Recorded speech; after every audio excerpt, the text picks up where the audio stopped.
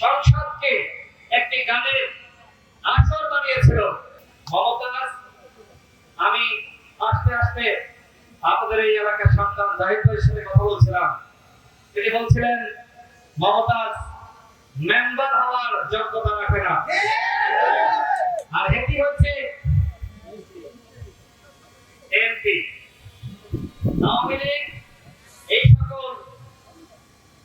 গায়িকাদেরকে MP বানিয়েছিল, সংসদকে একটি গানের আসর বানিয়েছিল। মমতাজ কখনো তার মুখ থেকে ভালো কথা শুনে নাই, শুধু শেখ হাসিনার নামে আর শেখ মুজিবের নামে সংসদে টেবিল চাপিয়ে তিনি গান গেয়েছেন। এই গান গেয়ে তিনি এমপি হয়েছেন। সাংবাদিক ছাত্র বন্ধুরা, আপনারা কি আর ওই মমতাজের মতন রামধারা অযোগ্য এমপি এই এলাকায় দেখতে চান? একটি অভ্যুত্থান হয়েছে, মমতাজদের পতন হয়েছে।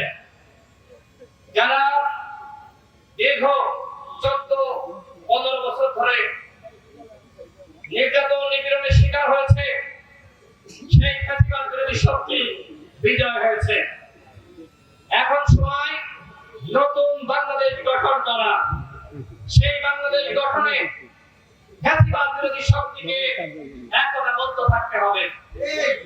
আমরা যদি বিচ্ছিন্ন হয়ে যাই, আমরা যদি ক্ষমতার দ্বন্দ্বে কামড়াকামড়ি শুরু করি, আমরা যদি নিজেদের একতা নষ্ট করি, তাহলে ওই অযোগ্য মমতাজরা আবারও ফিরে আসবে।